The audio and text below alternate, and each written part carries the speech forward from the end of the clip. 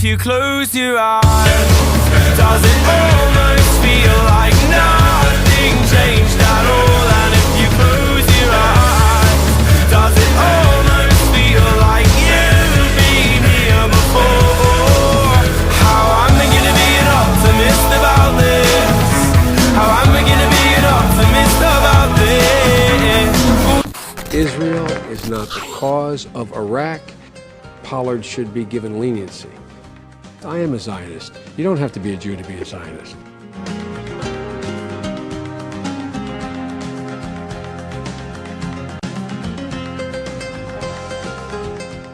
When the Baker Commission filed its report saying peace in Israel is related to Iraq, you may, I was the first and only person in the Congress to point out, if tomorrow peace broke out in between Israelis and Palestinians, does anybody think there wouldn't be a full-blown war in Iraq? And conversely, if Iraq were transported to Mars, does anyone think there would not be the terrorism visited upon the Israelis every day? And so let's get it straight. Israel is not the cause of Iraq. Iraq being settled or not settled has nothing to do with Israel's conduct. The second part is people should understand by now, that should be crystal clear, that Israel is the single greatest strength America has in the Middle East. I always say to my friends when they say those things to you, I say, imagine our circumstance in the world were there no Israel. How many battleships would there be? How many troops would be stationed? Now, there's a rationale, in my view, why Pollard should be given leniency. There's a rationale for that. But there is not a rationale to say, no, what happened did not happen and should be pardoned. And my worry is that if we were to move, if I were president, to go and pardon Pollard, you didn't ask me that question, but to pardon Pollard would make a lie out of the notion that there are certain rules, period. You cannot give classified information, period, even to a friend. If this were Great Britain, it would be the same thing. There is this inextricable tie between culture, religion, ethnicity that most people don't fully understand, that is unique and, how can I say it? So strong with Jews worldwide. There is a, I mean, you know, I used to say early on when I was a kid, I'd say, when I was a young senator, I'd say, if I were a Jew, I'd be a Zionist. I am a Zionist. You don't have to be a Jew to be a Zionist. Your Eminence, Cardinal Dolan, and everyone at the site of the Al Smith Memorial Foundation, thank you all for having me and for supporting the charities that care for New York's children and families in need in the name of a good man who believed that faith without works is dead. For we know Alfred E. Smith by what he did. I know there's disappointment that the dinner tonight couldn't continue as normal, for us to sit together and put politics aside for a night, because these are difficult times for our country. A pandemic, a recession, a reckoning on race, a changing climate. With each crisis, our faith is tested. Faith in our institutions, in one another, in truth, in science, and reason. We have to guard ourselves from rationalizing that this is normal and from numbing us to the pain and suffering of so many fellow Americans. You know, too many people woke up this morning, went to the kitchen table, and there was an empty chair where just days ago or weeks ago or a month ago, a loved one sat, talking, laughing, sharing their dreams. And now they're gone, lost to a relentless and unforgiving virus. I know for me, my Catholic faith has helped me through the darkness as I've had to bury pieces of my soul deep in the earth and eventually found purpose to live a life worthy of those I lost. And throughout my life in public service, I've been guided by the tenets of Catholic social doctrine that cuts across all confessional faiths. What you do to the least among us, you do unto me. We have an obligation to one another. We cannot serve ourselves at the expense of others. We have a responsibility to future generations. And that's the charge before us today. I know it's hard to see it right now. Our problems are so systemic. The losses are so catastrophic. At times it feels easier to say, we're done, it's over, what's the point? But the American people don't give up. There is no quit in America. Mark my words, one day we'll look back in awe, not at how far we fell, but how fiercely we fought back as a country. And that sense of hope and possibility reminds me of the first time I met Pope Francis in 2013, when I had the privilege of attending his inauguration at the Vatican. When I greeted him, he said, "Mr. Vice President, you're always welcome here." He was really sending a message to the world to put out a welcome sign on the front door of our church. 2 years later, President Obama and I welcomed him at the White House. At that same moment, we shared a sense of hope and possibility together. And for me, it came at a very personal moment, a very tough time in the life of my family. Our son, Beau, had just died a few months earlier. But Pope Francis took the time to meet with my entire family to help us see the light through the darkness. I live in an amazing country. We all live in an amazing country, where an Irish Catholic kid like me from Scranton, Pennsylvania, would one day befriend the Jesuit Pope, the Jesuit Pope, the Jesuit Pope, the Jesuit Pope. But that's who we are as a country, where anything is possible when we care for one another, when we look out for one another, when we keep the faith. May God bless you all, and may God bless America. Under your charge, the Cadet Wing put in over 38,000 hours of community service. You welcomed gay and lesbian cadets into your ranks with respect. You took a lead in fighting sexual harassment and sexual assault, including the Academy's first ever Take Back the Night. Because honor is your code, and you know in your gut that no man, under any circumstance other than self-defense, ever has a right to raise a hand to a woman. That is the definition of honor. It's a matter of honor. And the country's looking to you all. It was your class that took special care to make sure the honor code was part of your moral fabric, not just a set of rules, but a way of life. And a lot has changed since I was here 5 years ago. Because of the valor and the incredible sacrifice of your comrade in arms who have gone before you, we've been able to end the war in Iraq, and in Afghanistan, we're bringing America's longest war in our history to a responsible end. As the President said yesterday, by the beginning of next year, we'll have fewer than 10,000 U.S. service members in Afghanistan. They will be focused on two explicit missions: training Afghan forces and operations against the remnants of Al-Qaeda. And by the end of 2016, we will draw down to a normal embassy presence in Kabul with security assistance component, just like in Iraq. Our warriors are finally coming home, and like all American warriors, coming home with nothing but respect and honor for having done their job.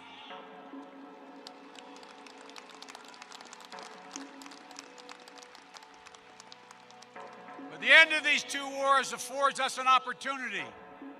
It allows us to refocus our intelligence and military assets and resources to other parts of the world where they are needed, where we face new challenges. This is the world you are graduating into. This is what I want to talk about today with you for a few minutes. I believe we, and particularly you, your class, has an incredible window of opportunity to lead in shaping a new world order, a new world order, a new world order, a new world order for the 21st century, for the 21st century, for the 21st century, in a way consistent with American interest and the common interest. Think of the possibilities. For the first time in history, the Western Hemisphere is in a position where it has the possibility of being middle class, democratic, and secure from Canada to Chile. Hi there, my name is Lamont. This video is about Joe Biden and Barack Obama. Now the power structure is that today there are two black popes. You have Count Peter Hans van Kolvenbach and you have Adolfo Nicholas. They are the two Jesuit generals, the two superior Jesuit generals, the black popes. And they control the Vatican, and they control Pope Francis, and they control Joe Biden. Joe Biden is a Jesuit. Now what people need to understand is that Barack Obama is controlled by the Jesuits of Rome, and the Jesuit order are an order of infiltration. They destroy from within. This is what happens. And you know when the Jesuits have complete control, because they bring out their Jesuit trained alumni presidents and they put them out front. We see that with Bill Clinton, who graduated from Jesuit Georgetown University. Georgetown is the most powerful Jesuit university in the United States of America. And they are the great educators. They are the ones that educate everyone at the highest positions in politics, whether it be Ron Paul, that's why he goes to Georgetown, whether it be the Kennedy bloodline. Lyndon B. Johnson graduated from Jesuit Georgetown University with a law degree. But you'll find that even in Barack Obama's government, they're all high-level Jesuits. Obama's presidential cabinet and his team of advisors are men who have all graduated from Xavier Jesuit University, St. Ignatius College, College of the Holy Cross, Notre Dame. In fact, Barack Obama has a Jesuit doctorate degree from Jesuit Notre Dame University. That's why Obama has appointed to his inner circle of advisors men who are graduated from Jesuit universities. The Jesuits, listen, they're not merely priests of a religious order. They're a military order, but they will also be editors, they will be bankers, they will be politicians, they will work in intelligence. They will put on whatever mask they need to put on. So they don't just walk around in black robes. They will be a Protestant among Protestants, they will be a Democrat amongst Democrats, they will be a Republican amongst Republicans, they will be whoever they need to be. They will be a Knight of Columbus, a Knight of Malta.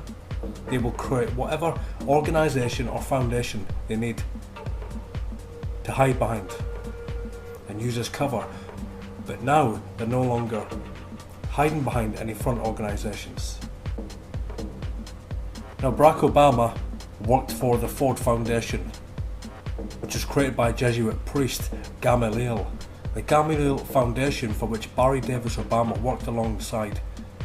As I've said, it was a Jesuit organisation. And this Jesuit was the executive director.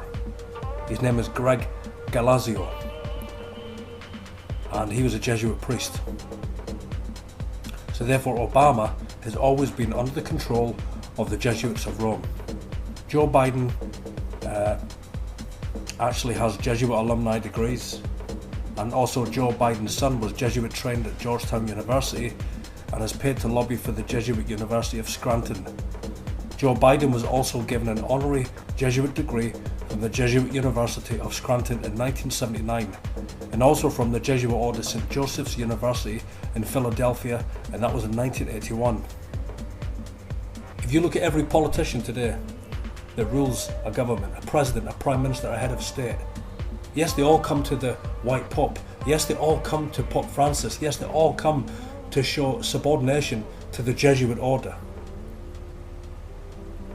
But all you have to do is find out whether they were educated, and you'll find out that they are Jesuit alumni, as in they are Jesuit educated. And people are coming away from all of the agents online. It's up, you know. People know the truth now. People have been in this anti-Vatican movement for many, many years now. The Black Pope is the most powerful man on earth today. He is the superior Jesuit general. Every general, since the time of Ignatius Loyola, they have all been pioneers of the Antichrist. And this is what will happen, according to the book of Revelation. Final conclusion. According to the word of God in Revelation 17, the 10 horns give their kingdom unto the beast until the words of God are fulfilled. This is what's taking place today. This is why you have the 10 horns. They rule 1 hour with the beast. They rule during the Great Tribulation period. And that's why the beast is the Jesuit general, for he commands the army of Loyola, and every president, every head of state, every ruler upon the earth is under the power of the beast, the Black Pope. Joseph Biden is a papal knight of Malta, which is a Vatican knighthood, the Knights of St. John of Jerusalem. He is also a high Jesuit. Joe Biden has risen from congressman and, served Carter, the President of the United States, and also he was serving Pope John Paul II. And he is a member of the Council on Foreign Relations. But more than that, Joe Biden has Jesuit alumni honorary degrees from the University of Scranton, PA. Also, he has Jesuit degrees from St. Joseph's University, Philadelphia, PA. Joe Biden has been trained by the Jesuit order.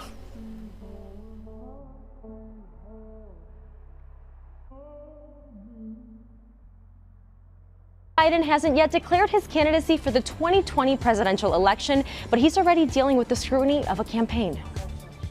Very unexpectedly and out of nowhere, I feel Joe Biden put his hands on my shoulders, get up very close to me from behind, lean in, smell my hair, and then plant a slow kiss on the top of my head.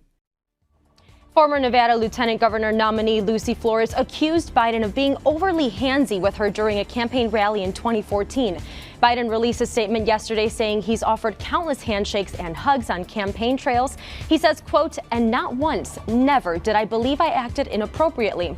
If it is suggested I did so, I will listen respectfully, but it was never my intention." You've tuned into Stranger Than Fiction News, this very special report. New footage has emerged of the former Vice President Creepy Biden, Creepy F. Biden, with young children, and with the Attorney General, Jeff Sessions. We just want to play these clips and want to warn you that what you're about to see is very disturbing. Now, obviously, the behavior that you're seeing here fits the profile of a pedophile. Obviously, nobody out there would take liberties with other people's children like Creepy Joe Biden does. And there's just tons of footage of him out there touching children inappropriately, caressing them, massaging them, basically grooming them, and making them feel basically awkward in their own skin. And this is part of the pedophile process. This is part of the virus that we're dealing with in terms of these spirit cookers. Now, check out this footage. This is the Attorney General Jeff Sessions when he was senator being sworn in by then Vice President Biden. Now, all the people are running away with their children But Biden sees a victim. So he swoops in, he tries to touch her, and boom, bitches, boom. He's like, get out of here. Get out of here. Don't touch this kid. He knows. Jeff Sessions knows what Biden is. And the reason that he knows is because he's had many years to work with him. So obviously this man has a reputation. They know what they're dealing with as fellow senators and colleagues. But this is just some of the very strange, bizarre, and damning footage that we see out there regarding this creepy Biden. Now look how he kind of like, he's like, come here, kid, come here, and he grabs her, yanks her, and then he starts touching her. I mean, this is very inappropriate and disturbing behavior, but it's very classic. It's what it's expected. When it comes to these kind of people. Look at him, whispering sweet nothings, and this is kind of like his MO. He's basically grooming the children, trying to make them feel comfortable, making them feel special, that kind of thing. I mean, this is what predators do. We're seeing it again here, and it's very inappropriate. He grabs him by the arm, he yanks him real close, and he's like, come here, kid. I mean, this stuff, he even tries to kiss her. This is messed up, and he's smiling. Look at this now, more petting, more caressing. Look at it. Oh, he kisses her. I mean, this is disturbing. This is very disturbing. And we're just kind of wondering, why isn't the FBI looking into this? Why isn't the Department of Justice looking into this? Look where he's got his hands here. He's basically feeling her up right there. How old is this kid? This is very inappropriate. Oh, here's some more grooming for you. Grabbing her by the shoulders, whispering sweet nothings into her ear. A very disturbing individual. But these are the types of people that are protecting the whole underground pedophile network. Have no doubt about it. Where you see Democrats, where you see Democrats, you're definitely seeing pedophiles. No doubt about it. I mean, look at this footage. Very disturbing, very damning footage indeed. And he's basically pressing, he's pulling these kids up next to his genital area, unfortunately. I mean, that's very disturbing, to say the least. And he's doing it right in front of everybody. And people know. I mean, they're trying to grab the kids. Here, get out of here, kid. I mean, this stuff is terrible. Look at this. I mean, all the people leave with their kids right away, and he's like, no, don't touch the kid. They know. They know what's going on, ladies and gentlemen. This stuff is not our imagination. It's right here on video. Why isn't CNN playing this? Why isn't NBC playing this? Why isn't Fox News playing this? Why isn't there an open investigation? Look at this stuff. They know, or else he wouldn't be slapping his hand away saying, don't touch the kid, right? If he didn't know, he wouldn't have done that. Right? If it would have been just like normal, right, they wouldn't have done nothing. He would have been just like, yeah, here, give him a hug, give Uncle Joe a hug. But they're like, no, stay away from this Uncle Joe. This Uncle Joe is creepy as fuck. Creepy F Biden, ladies and gentlemen. Look at that. Attorney General slaps away the hands of creepy Biden as he's trying, basically swooping in there for the grab. Libertarians were opposed to it right after 1994, and you can ask the Attorney General this, because I got a call when he introduced the Patriot Act. He said, Joe, I'm introducing the act basically as you wrote it in 1994. It was defeated then not by any liberals. It was defeated then by the folks who worried that we'd have the Minutemen would get in trouble, by the Mr. Barrs of the world, who were worried about the right wing, not anything else. So that has nothing to do with you all, but just to set the record straight. Almost the same thing that got passed, the Patriot Act, was introduced by me in 1994, and it was the right wing that defeated it. You guys tried to help get it passed, including the wiretap changes and the rest. So good, because we have a vote on it. Window of opportunity to lead in shaping a new world order for the 21st century in a way consistent with American Window of opportunity to lead and shape a new world order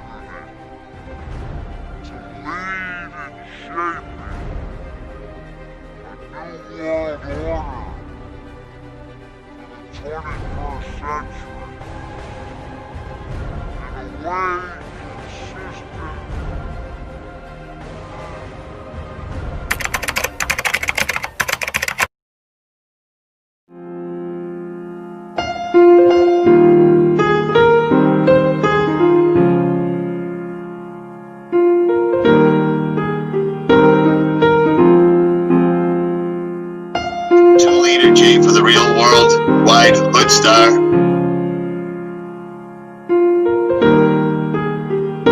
The saga begins, I'm a reflection of the drama within the ghetto I live in. Niggas' moms on crack, pops just disappeared. First time you get locked up, who really cares? I see a little snotty-nosed kid with his sneakers on backwards, sleep on a mattress when I go to make a sale. At times I wonder, are we going straight to hell, or does God realize we trying to make it as well? My sleep is interrupted by food on the stove, not gunshots, we immune to those. Some of my friends' first bids is 2 to 4s, others on the run with huge rewards. Mothers watch sons walk through the doors for the last time till they go view it the more. Life is deep, we all just trying to eat. Rap's a mental narcotic, I supply the street. Look at my life, you see white coke and black roses, and tears shed for past soldiers. We all walk in the path chosen, from the cradle to the casket's lowered. I still got the black ski mask to throw on, but I could get richer off the tracks I flow on. I'd be lying if I said I wasn't hustling no more. Life ain't fair, shorty pregnant with nowhere to live, sleeping in the crack house cause she ain't got no relatives. Her friends wanna drink, brew and beef about who selling it. Now she getting hungry, she can smell the marijuana. Paint a picture vividly as if Picasso's spirit entered me, staring at the heavens, secluded in a tinted Jeep. I'm sick of hearing eulogies, I realize my nigga blue is a reminder of my past, like Greek rumors, yet the sea keeps blooming, unaffected by police intrusion or street illusions we were consumed with. I've even grown away from people I grew with, who only seem concerned when they need me to do shit. My mood can switch easily from smooth to ruthless. We ain't built the same, so mind games are useless. Times change, like the climate, I changed. Check the forecast, I rain. Look at my life, you see white coke and black roses, and tears shed for past soldiers. We all walk in a path chosen, from the cradle to the casket's lower. I still got the black ski mask to throw on, but I could get richer off the tracks I flow on. I'd be lying if I said I wasn't hustling no more. Look at my life.